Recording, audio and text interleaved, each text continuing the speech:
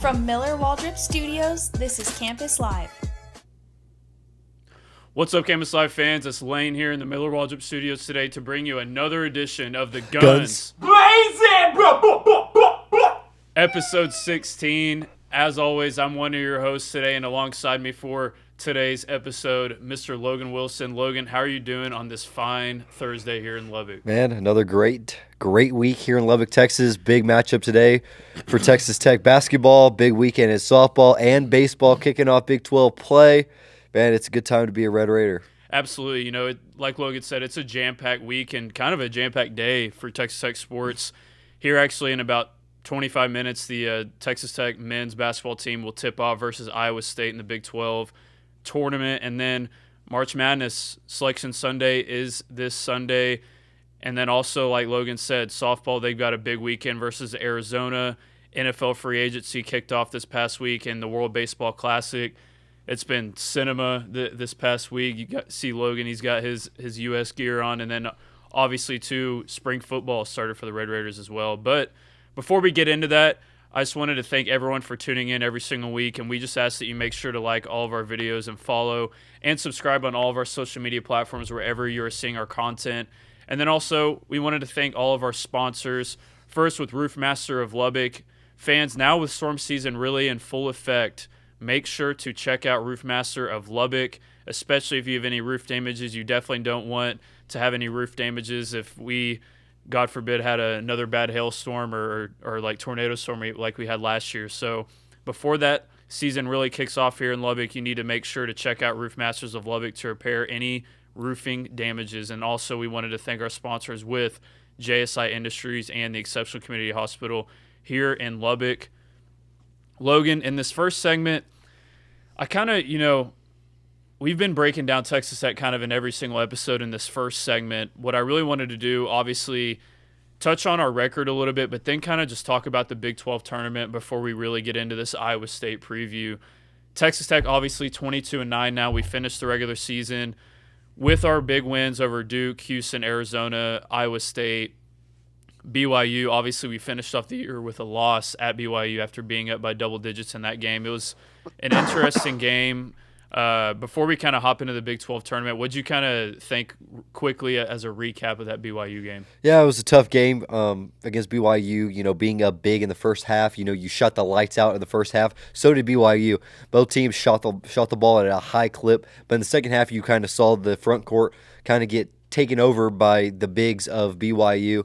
And so it's tough to see because that was the one question we had heading into the games without JT. Looked like we were doing well in the Iowa State game, and then the last two games of the season you kind of saw the complete opposite against some physical teams that you played in TCU and BYU, but BYU dominated in the paint, and you were able to shoot the ball well. And so being able to shoot 46% and still losing is a tough pill to swallow. And that's going to be the recipe for Texas Tech in this tournament as they're going to take on Iowa State, another really good rebounding and turnover-producing team. So it's going to be a tough matchup for them today. Yeah, it's going to be a really tough matchup. And kind of before we break down that preview for the game, first, I just kind of wanted to look at really what has happened in the Big 12 tournament. Obviously, we play Iowa State today here very shortly. Yesterday, UCF beating Cincinnati. That was a big game for the bubble. Cincinnati, unfortunately, I think that they might be maybe the first team out in this whole deal. Maybe the committee will respect some of they do have some decent wins, so it should be really interesting to see if the committee values that. But we'll have to see. For some reason, like Auburn is the last team in right now. I don't know why. Cincinnati deserves to be in over Auburn, absolutely. But UCF versus Arizona today should be a pretty good game. And then BYU, they've won both of their games. A.J. Debance has been amazing. And they play Houston today at 6 p.m. That should be an interesting game. I want to see how BYU, after kind of, now 3 wins in a row after they really were struggling to finish off the year, should be interesting to see how A.J. and Rob Wright and that whole squad plays one of the best teams in the country in Houston today. And then Kansas versus TCU today. TCU, they have really surged here at the end of this year. What they've won now, is it 10 out of their last 11 now, I think? Something like that. And now or 9 of the last 10 or something, they now as high as a 7 seed in some bracketologies. They were on the bubble as of 3 weeks ago. Now they are just on a complete surge. They are a team I absolutely would not want to see right now or in March Madness. They play Kansas today at 8:30. I think that could be a really good game. And if TCU were to win that one, if they could go on a run here, I mean, you could see them go maybe as high as a 6 or a 5 seed or something if they were going to the championship, Logan. Yeah, they're a really good team right now, and they played extremely well. They've limited the turnover, shot the ball well, and of course their bigs have been elite. Edmonds has been one of the best bigs in the entire conference, and with him returning next year, the reports are that he's returning to TCU. He will be arguably the best big to return in the conference, determining if Arizona is able to retain any of theirs. But they've been great. Shout out, Jamie Dixon. No one likes him here in Lubbock, but he's done a really, really great job with a team that doesn't have, on paper the high-end talent that some of these other teams have. But they're going to be a tough team to face, especially for that 8-9 or that potentially 8-9 game, 7-10 game going in to play a 1 or a 2 seed in the second round. It's going to be a tough one for them. Yeah, and kind of they beat another bubble team yesterday too, in Oklahoma State. Oklahoma State, I don't know if they're going to get in either. Honestly, I don't know if they just have enough big quad 1 wins, but I would rather see Oklahoma State and Cincinnati get in than like I said, like Auburn. I think they don't deserve to get in at all. They're almost 500, and somehow just because they're in the SEC, they're still really being pushed by a lot of these bracketology sites to get in. But should be interesting to see. It should be a tough game today for Texas Tech. We really honestly need to win this game too today. I think if we lose this game, which we'll talk about here in a second, I think it's possible you could see us drop to that top 5 seed. So definitely need to win today, and that'll kind of take us into our Iowa State preview. Iowa State obviously now 26-6. They've bounced back with their 2 wins over Arizona State. Not obviously Arizona State, a decent team. They beat us, beat Kansas. They have some high quality some nights, but versus a team like Iowa State, Logan, they had no chance yesterday. No, the game was over early. At halftime they were down huge already. It would just allowed Iowa State to rest some of their guys in the second half, not play them as much, which hurt Texas Tech potentially due to them expecting this team to have to play a full 40 minutes. The day before, then you come play a team like Texas Tech. It would have been a tough challenge for them. Now they're fully rested, like it's their first game, kind of like got a tune-up game, like we've talked about, like in the college football playoff. Some of those teams getting that first, game in just to be able to get your feet back under you after a couple of days off.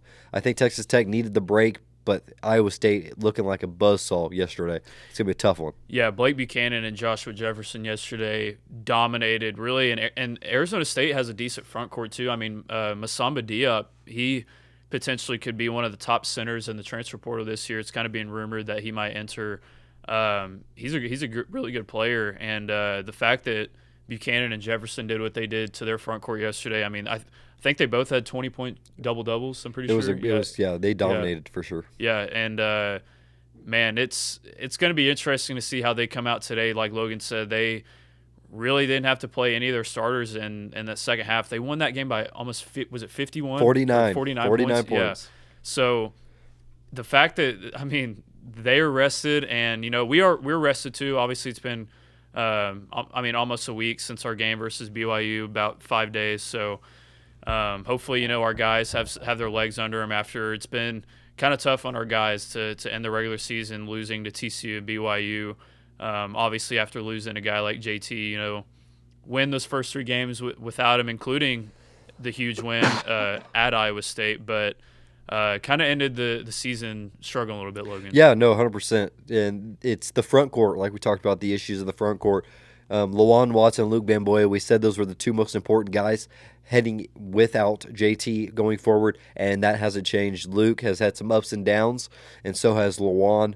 And so those 2 guys, if Texas Tech wants any chance to compete in March, those guys got to be some of your best players.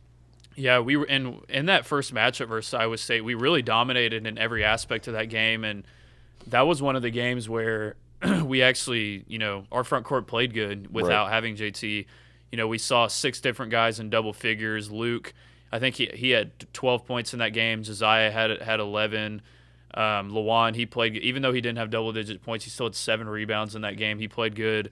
And, you were in Ames, and they got a really good whistle. They shot almost 20 more free throws than you did, and Texas Tech still won that game by 9 points. So that's something to be positive looking forward to today's game. But, with kind of how we've looked over these past 2 games, I'm really kind of curious how we look today. I don't know if we're going to see a similar result today as that first game that might have woke Iowa State up a little bit. How we really punched them in the mouth in that game. And the way that they looked yesterday versus Arizona State, I don't know. It's going to be a really tough game today with the way we've been turning the ball over. Even in that win versus Iowa State, we still turned it over 15 times in that game. We've been turning it over at a very high rate. We really don't have any post offense, and we've really gotten killed on the glass, Logan. Yeah, 100%. And I expect them to play a lot more press, not pressing full court, but at least extending the pressure on Christian Anderson even more than they already have. It worked at the end of that game. They turned him over a ton. I think that there's going to be a lot of ball pressure, and that's what Iowa State is known for. Taman Lipsey, Traore, and those guys in the front, in the backcourt are going to cause some issues today for our guards. But it has shown that our guards are some of the best in the country, and I think this game is extremely competitive. Yeah, and that'll kind of take us into our injury report segment for this game. Fans, it's time for this week's injury report presented by the Exceptional Community Hospital. And before we hop into the injury report, we just wanted to take a moment to recognize the Exceptional Community Hospital as a proud sponsor of Campus Live and the Guns Blazin podcast. And be sure to visit their 24/7 state-of-the-art hospital and ER located at 6401 Spur 327 in Lubbock. They accept all insurances, have short ER wait times.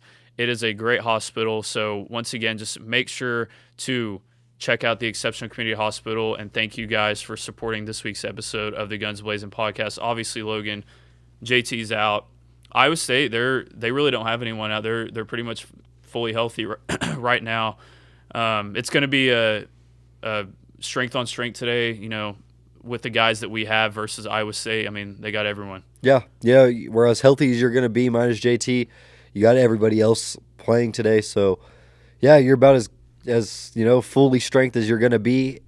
It's going to be a tough matchup either way, and I expect it to be highly competitive. And I think that your guards have to play well, like they always do, but your bigs got to give you something on the offensive side of the ball. Yeah, and that'll kind of lead us into our paving the way to victory segment for today's game versus Iowa State. Fans, JSI Services is a proud partner of Campus Live, and be sure to visit their website at jsiservicesllc.com to learn about their asphalt/paving services, earth and dirt works, concrete and gutter paving, crack fill, seal coating, and stripping services. And once again, thank you to JSI Services for their proud support of Campus Live and the Guns Blazin podcast. Logan, for my first one, I still have it on here. Actually, from our last show, it's rebounding. We have gotten destroyed on the glass the past few games or so. I think 2 in the paint also, which I'll talk about that in a second. But on the glass, you've been out-rebounded. I wanted to say I had the number the other day. It's basically by 21 or 22 in the past 3 games combined. That just can't happen when you're in March you're basically in March Madness. We've definitely got to improve on that today versus an Iowa State front court that's one of the best in the country. And we out-rebounded them a few weeks ago when we played them in Ames. That has to be the same effort today. It cannot be, we get out-rebounded by 10 and hopefully our shooting gets us out of this game today. We've got to dominate on the glass today. We've got to really beat them and be physical. And that's my first key to victory today, Logan. Yeah, my first key to victory is they have to stay out of foul trouble. The front court has to stay out of foul trouble. We've seen when Luke gets in foul trouble, the game slips away quickly. And then obviously the guards. There's not a ton of depth at the guard spot. We already knew that coming into this season. But the 3 main guys, they have to play well and they have to stay out of foul trouble. And because if Lawan, Luke, they get in foul trouble early, it's going to be an early night for Texas Tech, whether they play well on the offensive side or not. Yeah, and I think secondly, too, I have the number 25 as finding 25 points in the paint today, Logan. I don't care what kind of combination gets us there, whether it's our guards driving in the paint, finding some offense around the rim, or if it's Luke getting 10 and Josiah getting 10 and some of our guards chip in here and there, or Lawan, whatever. But we have to stop the constant just chucking of threes offense because it's not sustainable. Obviously, for a half, it can be sustainable. We saw that versus BYU. We were up by double digits, but in my opinion, that's honestly the biggest reason why BYU came back in this game, because we went cold. Unfortunately, it was too little too late. Yes, we came back and tied it, but without having a paint presence, you're not going to beat good teams. And unfortunately, versus TCU and BYU, we did not have a paint presence at all. And, when you do have a paint presence, you have chances for second chances, opportunities. And when you lost a guy like JT who provided 4 or 5 of those every single game, the offense at times has definitely been stagnant. It was stagnant this past Saturday, and that can absolutely not happen today. We need to find 20 to 25 points in the paint today, Logan. Yeah, no, points in the paint for sure. I think my second key to victory here is the guards need to start driving the ball more to the rim. We have seen them get out, their opponents shoot more free throws, but we have been super non-aggressive towards the rim. Like you're saying, we shoot a lot of three-pointers, but we don't get downhill and into the lane and force the ref to make some calls. And I think that's going to have to happen tonight because you need those guys in foul trouble. We saw when Taven Lipsey was in foul trouble in Ames. The game flipped on its head. Being able to go at these guards, Christian Anderson, Donovan Atwell has gotten the floater game working a little bit, getting to the rim. Jalen Petty just making something happen in the mid-range. They got to get inside the three-point arc, and I think driving to the lane, Lawan is another guy, big body, that needs to get downhill and make something happen. I think getting to the rim and forcing, fouls and one opportunities, those are needed, and it adds on to your point about points in the paint. Yeah, we're one of the worst free throw, as far as free throw rate in the whole entire country goes, we're one of the worst in the whole entire country. So if you're trying to find extra points on offense, I think that would be a great way to find extra points, because you are missing JT Toppin, unfortunately, and to get still to a Sweet 16 or Elite 8 or wherever, we've got to find some extra offense, those extra points. And I think that, like Logan said, driving into the lane, getting fouled or getting a second chance opportunity, put back or whatever it may be, I think that's going to be a huge key today in this game. And you got any predictions for today's game? I do. I think Texas Tech is going to come out as the more physical and more team in need, if to say, because Iowa State is locked up their seed line. They're not going up unless they win the entire tournament. But I think that they're kind of stuck in the seed line. I think Texas Tech knows that they have to win to stay on the 4 line. I think they are the more aggressive team. The 50-50 balls bounce their way. I think they pull this one out again and beat them twice at Hilton South. I think that Texas Tech wins this game 82-75. Yeah, I think that, having this time off hopefully has gotten our guys right with, their legs and everything. And hopefully, it's kind of let Coach McCaslin and Coach Linder sort of draw up an offensive game plan that it was a little different than the TCU and BYU game. I agree. I think that when you give Coach McCaslin time for a game to prepare and all that, I think that we're going to come out in this game, we're going to be really physical. I think we're going to, similarly in that first matchup, punch them in the mouth. I think we do find some sort of paint presence today. I think that we rebound better, have a better defensive effort. I think Texas Tech wins this game today as well. It's going to be a really close game, though. I think Texas Tech wins 75-73, so a two-point victory. Yeah, big win for them if they get it. Yeah, and that'll kind of take us into, we were looking really about March Madness, because this game has some stuff on the line today, and I think it is obviously dependent on today, but if we win today, 100% at minimum, we will be a 4 seed. But if you get to that 10th loss, now you would be at 500 without JT Toppin, and you'd be on a 3-game losing streak. I think you would unfortunately find yourself on that 5 seed line, Logan. That's why I think today is really interesting. And what's kind of some of your thoughts on that? No, I completely agree. I think it's the same thing. If you win, you're a 4 seed. If you lose, you're a 5. And I don't think you're going to get to the 3 line unless you see multiple teams on that 3 line lose. You potentially had the ability to do that. Losing 2 straight got you knocked into that. I think that right now you're looking at the 16th overall seed or the last 4 right now, and so you're the 4 or the 5 at this point. Yeah, and we had we had done these questions at our live show this past Saturday, but I kind of wanted to bring this segment back for the podcast to ask you, Logan. I have 3 questions for as we head into March Madness. This first one, what do you think is the most important thing that Texas Tech needs to improve on as we inch closer to March Madness? Rebounding.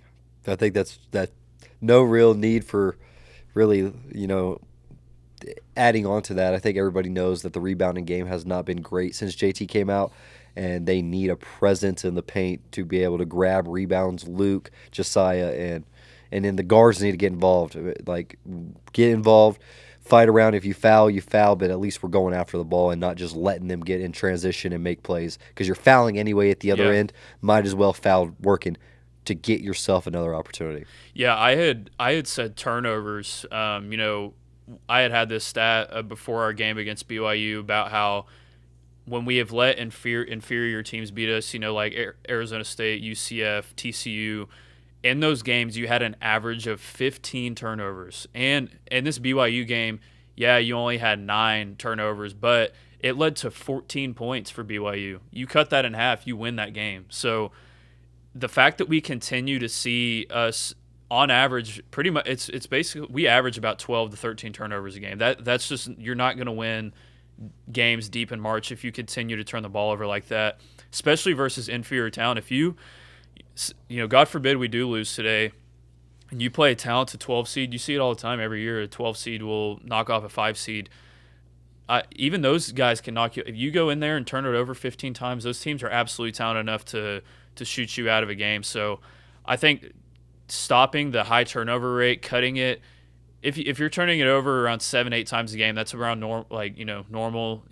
I think that's a good number to strive for. But yeah, that was at least how my first answer to that was. But second question: what player needs to improve the most or be more consistent as we approach into March, Logan? I feel like everybody's going to say Lawan Watts will need to be, but it's got to be Luke Van Boye because he is important in terms of his size and presence out there. Being 7 foot, you need to be able to get at least 6-7 rebounds a night, and he's replacing arguably the best big in the country. And so I feel like his consistency is going to be amplified. Lawan is able to do a little bit more in bringing the ball up the court. He makes a little bit more, so his I wouldn't say that he necessarily is less important in the overall scheme of things because he does a lot of different things. But Luke's presence rebounding by itself does more than basically anybody else on this team, because if he's able to rebound, this team will win a lot of games. Yeah, I had put the same thing. I had put Luke and Josiah, and I had said, really, if you can find a common consistency of both of these guys getting you 6 to 8 points with both having over 5 rebounds, I think that wins you a ton of games in March. I think that if you can find that consistency where both of these guys are giving you a combined 10 or more rebounds and about 16 points to maybe even 20 points, I think that is the perfect spot. And it gives our guards as much help as they need, because Christian, Donovan, and Jalen, they're all going to score over 15 points every game as we move forward throughout this season. I completely agree. I think it's got to be Luke, and I think it's got to be Josiah. And if we want to go to the Sweet 16 or Elite 8 or even further, those guys have got to be more consistent. And lastly, Logan, I have, what seed line do you think Texas Tech will end up when it all is said and done? I think they're going to end up on the 4 line. Yeah. I think even if they do lose today, of course I predicted that they would drop to a 5, but the committee showed that they do value their wins, and I think that Iowa State win in Ames is going to have a lot on the line for them, depending on how this game goes. If this is a close, contested game, I think that Texas Tech is able to stay on the 4 line, but I would not be shocked if they're a 5. Yeah, I think, once again, it just kind of depends on this game today. If you win, you're 100% on that 4 line. If you lose, I do think, unfortunately, you would fall to that top 5 seed. And since we were both predicting us to win today, I will say we stay on that 4 seed line. But man, it's gonna be really interesting. Say you win this game today, if you're able to get 2 more wins, you're the Big 12 champs in the tournament. So that could maybe bump you back up to maybe the last 3 seed if some of those teams on that 3 line falter in their tournaments as well. But I agree. Like, I'm going to say we end up at 4 seed. Yeah, I think that's the most likely characteristic, especially if you see some teams on the 4 line lose early also. Yeah. And that'll kind of wrap up our Texas Tech basketball talk. Make sure, I think actually, tip-off is kind of already going on right now, so make sure y'all tune in for that today. But we're kind of going to move into our spring football discussion. Spring football kicked off this past Tuesday this week, and they actually have their second practice today. No media availability there today, but Campus Live, we were actually there at practice, and we have some good notes for you guys. We were able to watch about 20 minutes of practice, and Brennan Sorsby, first off, I got some notes for y'all. Brennan Sorsby was lights out during his throwing session. He hit every single receiver in stride. He was on target. Yes, they're only in spiders and shorts, but I don't think I saw one of his passes hit the ground during that period, Logan. Yeah, he's elite. We saw last year he's highly accurate, and I think what's going to change the thing is he is extremely accurate down the field. This guy can push the ball down the field. A couple highlights posted by Texas Tech football as well, him hitting these guys in stride 20 or 30, 40 yards down the field. That's going to change this offense a little bit. And, no credit, no down to Barron, but this guy adds a different layer athletically as well. Yeah, he looked phenomenal. And, kind of speaking of the receivers that he was throwing to, Micah Hudson looks like he's gained about 10 to 15 pounds of muscle. He looked phenomenal at practice. He caught every single pass that was thrown his way. And I actually asked Coach McGuire during his press conference afterwards about Micah and how he's transformed his body and kind of how his journey has been over these past 2 seasons. Check it out. Coach, it kind of seems, speaking on guys that have really developed this offseason, Micah Hudson today really looked like he's transformed his body. Kind of speak on, how he's attacked this offseason. Yeah, Micah's a really good story. I didn't tell it last year, and I can say it now, but what people don't understand is Micah Hudson walked on last year. He was not on scholarship. We just put him back on scholarship in January. He wore number 14. I was not going to give him number 1. It was he would have to earn it back. Like, Micah did a lot of things to be back at Texas Tech because, he knew that this is where he should have been and stayed, and it's going to pay off. I mean, it's one of those deals. He's running with the ones. That is the one thing I think that we as a team are really deep, and so you're going to see, I think, a bigger rotation at receiver than what we have in the past, without a doubt, because we are deeper in that room. And our tight end room is really good, so you're going to see tight ends on the field, which we've done that since I've been here. But Micah's really done a phenomenal job of buying into everything that Coach Juice and Max asking him to do, and it's. Yeah, and you can really hear Coach McGuire in that talking about how Micah, he's overcome a lot. We all know, he entered the portal and then, comes back only a few months later. And it was speculated that he might have been a walk-on, but Coach McGuire confirmed he was a walk-on last year. And I think it really speaks to how Micah has really bought in to himself and this program. He looks like a completely different player. Once again, it looks like he's gained about 15 pounds of muscle. He looked phenomenal at practice. In my opinion, he looked like the best wide receiver at practice the other day. Obviously, that was only one practice, but he looked great. And, the fact that he's running with the ones on offense, that Coach McGuire had confirmed that, I think that's a great sign for Micah. Yeah, he's going to have a huge role this year, and he has to play, extremely well because he's going to be the guy. Him, Malcolm Simmons are probably going to be the 2 guys that you're going to see out there on the outside that are going to have to make big plays for this team. I think it was interesting, when the report that McGuire said that Coy Aiken will be moving inside this year. I think that's going to be something interesting to see him with the transfer Jones as well inside. I think that they are extremely deep. I think Coach McGuire talked about that as well, that they're a deep receiver group this year, but Micah is the guy, and so I expect him to do really big things this year, and we've been waiting for it, and I think this year is the year. Yeah, and we actually had gotten some good footage of Micah at practice. It'll be here on camera in a second of just what he looked like at practice the other day.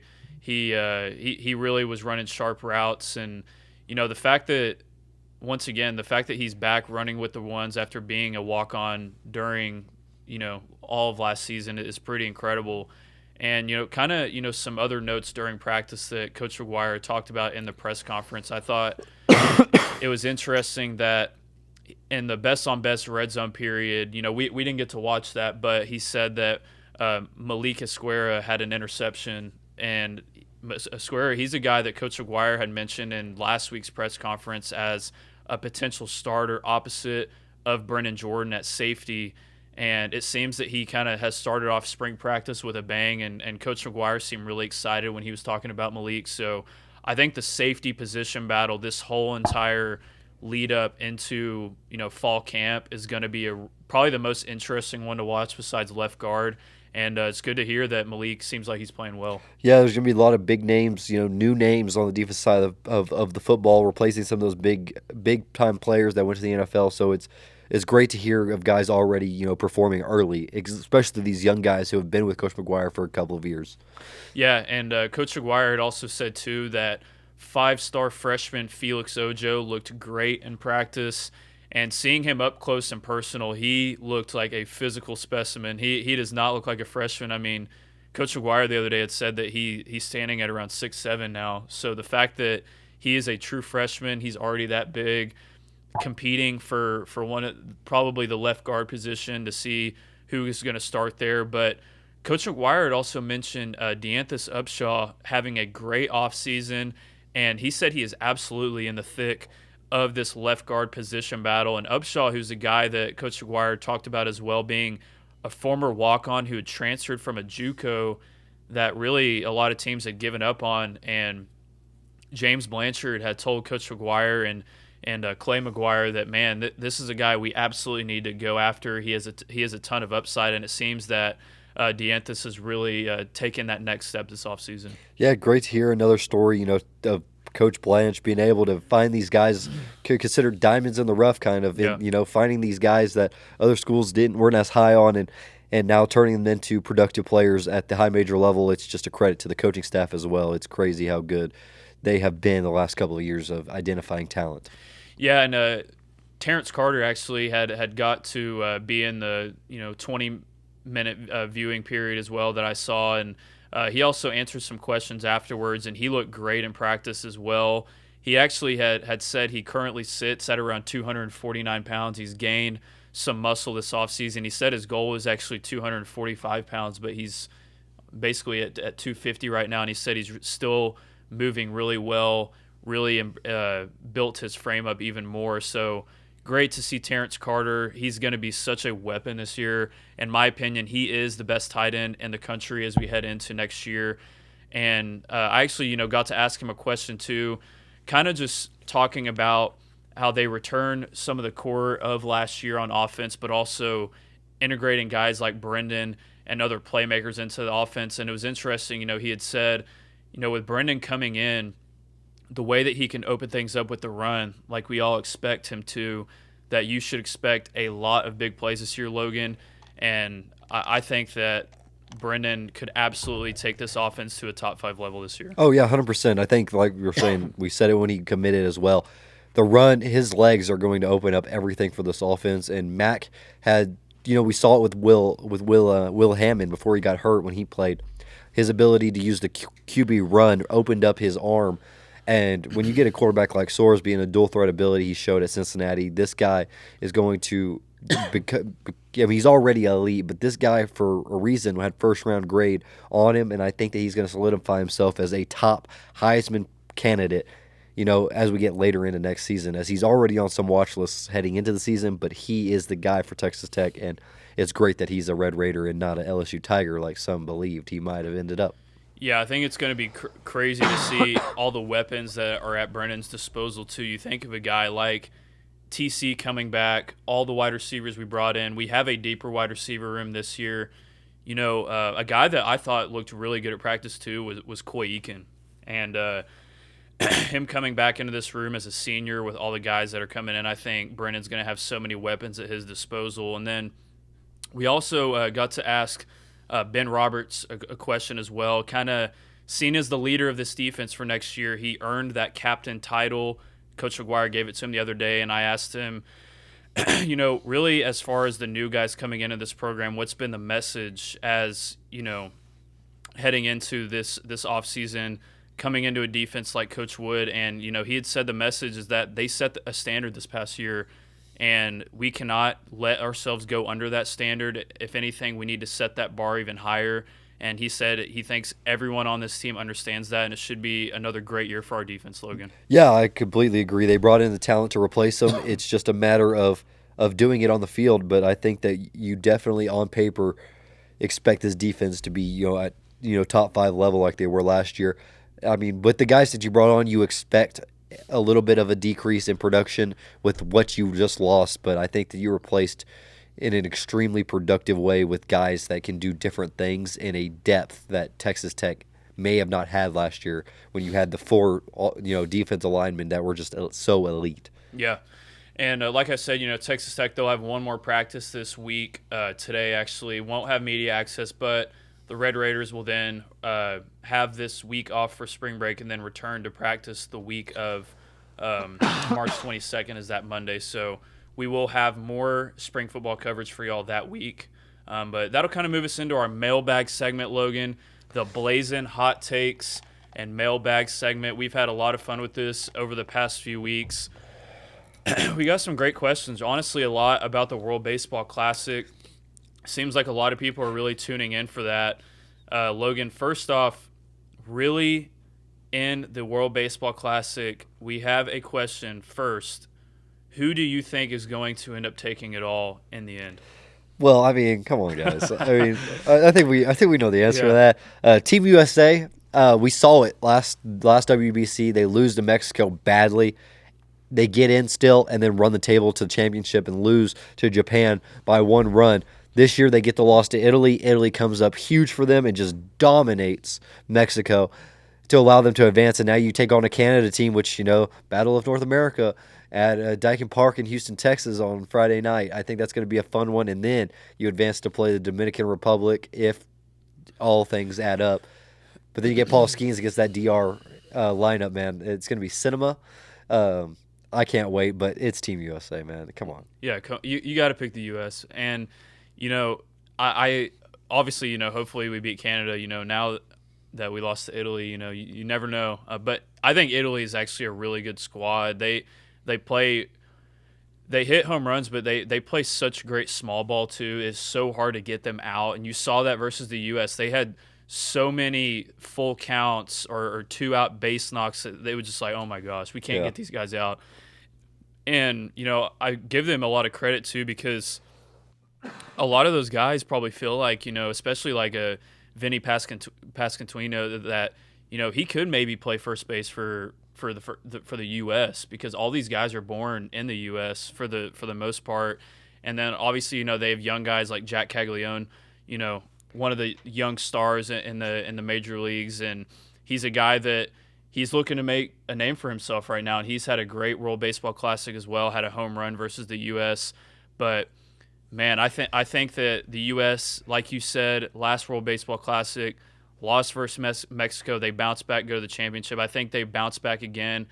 And hopefully it kind of woke up, our manager too, Mark DeRosa, saying that we were already clinched, and then kind of tosses out our B lineup, so to speak, in that game versus Italy. And then you go down 8-0. It's like, oh, we actually need to win this game, by the way. And, obviously scoring those 6 runs ended up helping us out. Thank you, Pete Crow Armstrong, for that. He basically he saved us. He really did. And so hopefully we do bounce back. I think, we're biased, obviously, but I think that when you have a guy like Paul Skeens where he can face off versus the DR in that potential semifinal matchup, I think that he's the type of guy that can beat them by himself with our lineup as well. Might not be the most high-scoring game, but I think that the U.S., they do bounce back and they take it all the way, Logan. No, I 100% agree. I think it's just so interesting, with the World Baseball Classic and the pressure that's on these managers, because they're not just dealing with the players that they have on the team. They're dealing with the major league organizations, getting, Mark DeRosa getting called by the Boston Red Sox and Alex Cora that Garrett Whitlock had to throw over 40 pitches in that game no matter what. And to have that kind of pressure in these lineups of getting these guys, because they're still getting these guys ready for the regular season, it's just an interesting dynamic that, some other sports don't see. You don't really see that, in the Olympics for basketball. Those guys are playing, full minutes, their minutes. And so I think it's just interesting, because he threw out an interesting lineup. And I'd love to know how much of that was really his decision and how much was really the owners of the MLB. But now you're in a knockout stage. We'll see what he looks like, but I expect, the full lineup tomorrow night. And I expect Team USA to come out with the chip on their shoulder, and I feel bad for Canada because the U.S. is coming.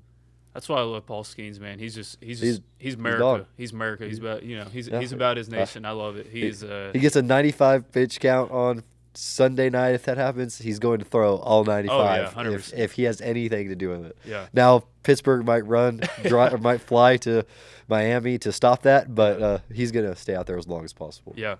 And another World Baseball Classic question for the rest of the quarterfinals and on. Who do you think will hit more home runs, Aaron Judge or Vladimir Guerrero Jr.? Well, again, I'm biased again. It's Aaron Judge, the best right-handed hitter of all time, best hitter on the planet right now. I think that he's hit 2 home runs in pool play. He struggled a little bit, other than that. And Vladdy is elite. Don't get me wrong. Yeah. I'm a huge fan of Vladdy. If he was not in our division, I'd probably be my second favorite player. But yeah, I think it's Aaron Judge. But Team DR is fun to watch. But it's Aaron Judge, man. He's going to come through for us. Yeah, I would say Aaron Judge too, just based off the fact that he doesn't have to face Paul Skeens potentially, and the DR does, and Canada obviously probably should beat them by at least 5 runs, you would think. I would hope. But who knows? I would take Aaron though. He's like Logan said, he's already hit 2 home runs. I think you could see him definitely hit maybe 3 more in the rest of this tournament. So should be really interesting to see how the U.S. bounces back after that Italy loss. Hopefully it kind of lit a fire under them and they just kind of go on a run and beat everyone. Yeah, 100%. Yeah. And then kind of moving on from the World Baseball Classic, we got this question regarding Texas Tech basketball. Who will have a better run in March Madness, the men's or the Lady Raiders in their respective bracket? See, I saw this on our off before we started, and I thought this was super tough. I'm gonna go with the men only because of the seed line that the women might end up on. Right now, projected between a 6 and a 7. If they end up in a 7, facing that 2 seed, I think there's projections of them facing Michigan, who was number 5 on Mark Torvik's list of seed lines. Number 5 team in the country. And so I think if they could get a good draw, they have the talent and the defense to make it to a second weekend. But so do the men. The men have the talent and the ability to make it to a second weekend. So it's going to be very, very interesting, but I'm going with the men. Yeah, Shout out to Lady Raiders, though. Sorry. Yeah, shout out to the Lady Raiders. Like Logan said, though, if they end up on that 7-2 type deal, I think that it's going to be very tough for them to beat a 2 seed. I think that the men's just sit in a better position than the Lady Raiders right now. And, hopefully they both go to the second weekend, though. Hopefully they both win the national championship. Yeah, I mean. That would be great, right? That'd be great, and just continue the run of Texas Tech dominance from this past year and basically all athletics. Kind of except for one of our main sports. But speaking of one of our main sports, how do you feel about Texas Tech baseball bouncing back after losing to UTSA? UTSA ranked in the top 25, but they bounced back and get a win last night. What was kind of some of your thoughts on that game? They're going to win the national championship. that was my initial thought, No, sorry. That was but no, they look really good. They did the last 2 games. They played really tight game, came back 9-8 game 1. They win last night, I just think that, it's going to come down to pitching. I mean, we talked about it the whole season, going to have to come down to pitching. But no, I'm not going to overreact. UTSA is a great team, number 24, but this team has the talent. We saw it on the offensive side of the ball. They can hit with anybody, but can they get enough outs? Yeah. Can they get 27 outs every week? And this weekend's a big one. They play Kansas, Big 12 series. It's going to be interesting. If they can come in and win a Big 12 series, yes, that will definitely change any opinion I had preseason on them. And I think Lincoln Garcia, man, that shortstop, that true freshman, he's been great for them. And if he continues to hit the ball well, I think they have the chance to prove a lot of people wrong. Yeah, it's really about their pitching because their lineup can hit with anyone in the country, and we've seen that. I mean, seems like they basically average around 10 runs per game that they play, and they can hit with anyone. It's just, can they get those outs? And if they can, then this team can go on a run. And I hope for Tim Tadlock's sake that they can, because he is a guy that in his beginning of his tenure here, he had a lot of success. And I hope that it's always fun when our baseball team's good. These past few years have been pretty rough. So hopefully they can continue to scrap up a team that can really compete with these other top teams in the Big 12 as well. So should be interesting moving forward. Hopefully they can just get the pitching to get some more wins. Yep, I hear you. And then we kind of did a similar segment last week, but I saw this particular picture going viral on social media as well. It kind of had a side A and side B. You'll see the graphic on the screen there, but the side A had the MLB postseason, college football playoff, Masters, and NHL playoffs. Side B was the NFL playoffs, March Madness, NBA playoffs, and the World Cup. If you had to pick one of those sides, which one are you choosing, Logan? Well, originally off camera, I think I said A, but I didn't realize that the World Cup was on B. Yes. The World Cup and March Madness by itself, I don't really care about the other two. Like, yeah. I'm sorry, but I don't really watch, the NBA playoffs sometimes. But those two by itself, I didn't realize that the World Cup was on that list. Did not notice that. Yeah, but it's B. It's B. 100%. It's like once again, college. We love college football. We love baseball. The Masters is great, and the NHL playoffs are maybe the most electric playoffs of any of the top 4 sports in this country. But when you have March Madness and the World Cup in the same, and I'm gonna add the WBC to that list. Yeah, no, it's not on there, but I'm gonna add it. Yeah, I mean when you add March Madness, World Cup, and the NFL playoffs are pretty great too. The March Madness and the World Cup just completely take side B over the edge, at least for me. And I don't know, that's a great discussion. You've been seeing a lot of those on social media and stuff as of recently. So I think we continue to kind of have one of those questions every single week. But that'll kind of wrap up our mailbag segment for this week, the Blazin' Hot Takes and mailbag segment. But that'll kind of take us into, really, we talked about it last week about NFL free agency. It really kicked off this past week. There's been some crazy drama, surrounding Max Crosby getting traded to the Ravens. Then the Ravens fail his physical and sign Trey Hendrickson in the same night, basically. That happening, and it seems like there could have been some shady stuff going on, because Max and his agent are saying everyone in the NFL knew about his injury, and the fact that the Ravens fail him on his physical, get their 2 first-round picks back, and then sign Trey Hendrickson. It just kind of seems like the Ravens were like, oh, we can get Trey Hendrickson and still keep our 2 first-round picks. Yeah, we'll just fail his physical. Yeah, I totally agree. I think there's something wrong there. I mean, the same thing happened when they I can't remember exactly. It might have been Jair Alexander that got traded from them, and they were asked if he was all right, healthy. They said yes, 100%. 10 days later, he retires from the NFL. And so there's some sketchy things going on in the front office of the Ravens. But yeah, it's not a great look, and reports are no team wants to work with them anymore, and I don't blame them at all. And I don't know why you would want to play for them at this rate. With that, if they're doing that to outside teams, who knows what they're doing to their own players. And so it's a tough look for them. Hopefully Max figures it out. I still think the Raiders are going to trade him, but it definitely diminishes his value because of what the outside media thinks. I do think that everybody knew he had a knee injury, a bad one. He had surgery, but he said he was progressing to start the season. He'll be all right. So we'll see what happens in the coming weeks. Yeah, and as both of us being Cowboys fans, the Cowboys were in the thick of that whole trade, didn't want to budge on those 2 first-round picks, and I got to commend, Jerry Jones in the front office for not budging on that.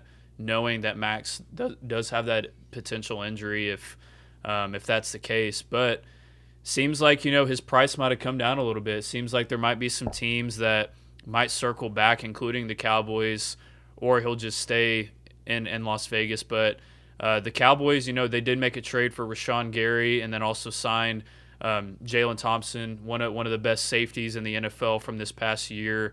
I think that's one of the signings that the Cowboys had to make is shore up on the back end, and they also signed P.J. Locke, a rotational safety from the Denver Broncos, but he is a guy that has played some really good football for the Broncos over the past few years. So shoring up that safety room, I think you could still draft a safety pretty high in this draft because Coach Parker loves to play, that nickel type of secondary defense. And I've honestly really liked what the Cowboys have done. I would have loved if they would have signed a linebacker. That's really the one piece that I'm not really sure why they haven't signed anyone yet. They trade Oso Digizua yesterday and Solomon Thomas to clear some more cap space. So you got to wonder if they're planning on something else. It seems like they kind of are. If you're shedding over $20 million in cap space. Should be interesting to see what the Cowboys do. Obviously, still have those 2 first-round picks. It's really all about shoring up that defense right now, though, Logan. Yeah, 100%. I think that the draft is the most important thing for them. They got a couple of good pieces here at free agency. But they didn't make the big splash that most wanted out of them. But I think it's the draft. It's always been the draft for them. They are not a big spending team in free agency, but they're willing to draft extremely well. And so they add the 3rd-round pick for Osa, and so now they have 3 picks in the top 100, and that's big for them. Yeah, you got to wonder, too, if, maybe they might try to flip that 3rd-round pick, too, for another player. So we'll see. The Cowboys have been, this past year or so, have really made a lot of big trades. Pickens, Quentin Williams, obviously the Micah Parsons trade. A lot more active than they have been in prior years, so it'll be interesting to see what they do moving forward. Some winners of free agency so far. I think the Titans have really signed a lot of guys that were high on a lot of people's boards. Alontae Taylor, one of the best corners in the NFL, they signed him. They signed Wan'Dale Robinson from the Giants for Cam Ward in his 2nd year. A lot of other rotational guys. They acquired Jermaine Johnson too in a trade for Tavondre Sweat and get that really good edge rusher that Tennessee needs. Robert Saleh coming in, being the new head coach for the Titans. Should be interesting to see. I thought that the Raiders, speaking of them, have done a really good job. They stealing Tyler Linderbaum from the Ravens.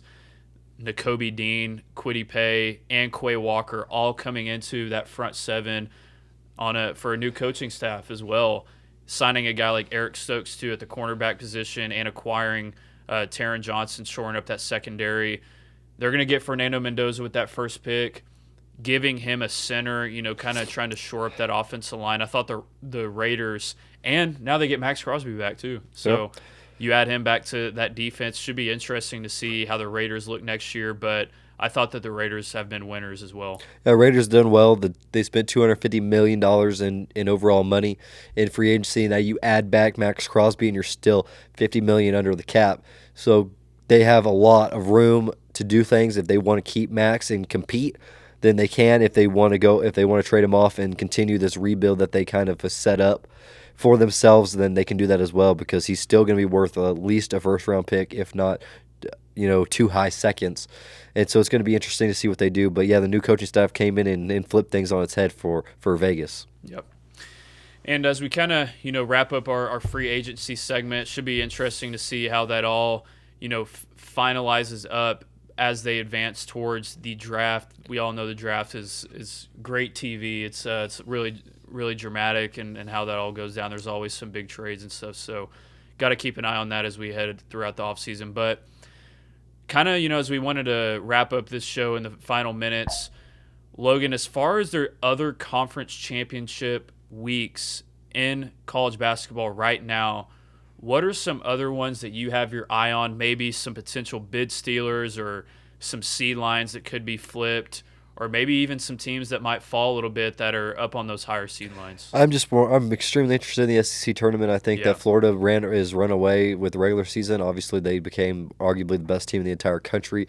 The last couple of months. That's going to be an interesting tournament, especially with teams like Texas already losing out. I think that that's a big one. I think you could see the ACC tournament. Florida State has won 13 of the last 14. They played Duke.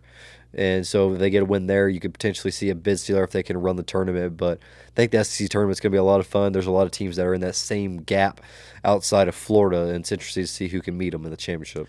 Yeah, and speaking of Duke, how many more top guys are going to get injured this? I don't know if Caleb Foster, their starting point guard, he gets hurt, and Patrick Ngongba, their starting center, hurt as well. Now it's kind of be the Boozer show with Isaiah Evans. Are kind of going to have to carry them throughout this tournament. And then obviously it's not even touching on Caleb Wilson, now out for the year for North Carolina. And then obviously JT Toppin and Richie Saunders out for the year as well. Those are, easily three of them all American type players with Caleb and Richie and JT. So the fact that you've lost 3 All-Americans in one season, I don't know if we've ever seen that really in college basketball. So kind of sucks for March Madness. It might be one of those years where it's kind of who's the healthiest in the end. And unfortunately for Duke, even though they look like maybe the best team in the country right now, you lose your point guard and your starting center. It seems like Ngongba is going to be available for maybe even the next couple of games or so, but he will be out versus Florida State. But Caleb Foster breaking his foot, that sucks for them. I agree, though. The SEC is going to be really interesting to watch. Besides Florida, a lot of those teams are hovering around the bubble in the SEC. And then also Miami of Ohio is going to be really interesting. They're down right now. They are losing in their game right now with a minute to play. They are down by 2 points. Wow. See, so if they end up only being 31-1, will they get in the tournament? They should 100% get in. I think there should be no doubt. If you go undefeated in the regular season, there should be no doubt in anybody's mind that they should be in the tournament. I think they end up as a 7 or an 8, which is the lowest ever for an undefeated regular season team. But you can't leave them out. No. I mean, you can't. It sets a precedent that can never be reversed. Yeah, you got to keep those guys in, even if they don't come back in their game today. But these conference tournaments are always really fun to watch. And then, obviously, this week as well, regarding Texas Tech sports, big softball weekend versus Arizona, a top 15 ranked matchup here in Lubbock. So make sure if you're here in town this weekend, go check out the Lady Raiders. It should be maybe their top series in the Big 12 this year. So, Logan, what's kind of some insight on this series as you really have a grasp on this Lady Raider program? Yeah, we're ready to go. Yeah, it's a top 15. Number 12 travels to number 2 here. We're excited that they're a great team. It's going to be the most competitive series that we got. Next week will be an extremely competitive one as well against UCF. But Arizona's always tough. We took 2 of 3 last year, and we're hoping to be able to at least do the same this year. But it should be a fun time. Yeah, if you're in Lubbock, come out and check us out. It's a good time. It should be a loaded house. It should be fun. Absolutely. Hopefully we keep up our winning streak. Yep. Keep that one one loss next to our name. But lastly, we will be having a selection show out at Golf Suites this Sunday. Logan and Jet will be hosting that show. Should be great. They're going to be covering all things as far as when the bracket is released for Texas Tech. Should be a great time, Logan, and kind of tell the fans what to expect out there. Yeah, show will go live at 5 o'clock at the start of the selection show. We'll do live breakdowns as well as break down each individual region throughout the show. So big-time matchups and what to watch out for. Me and Jet hadn't been on the show together in I don't know if ever, just us two. So it should be definitely entertaining for sure. So make sure y'all tune out, come out to Golf Suites and, enjoy. It's going to be a fun time for Texas Tech as we watch to see where they end up. Yeah.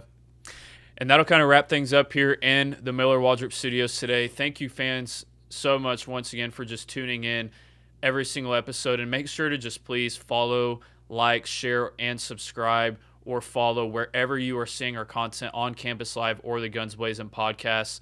And once again, as well as thanking all of our sponsors for helping us out every single episode and just helping out with Campus Live and your just continued support of us.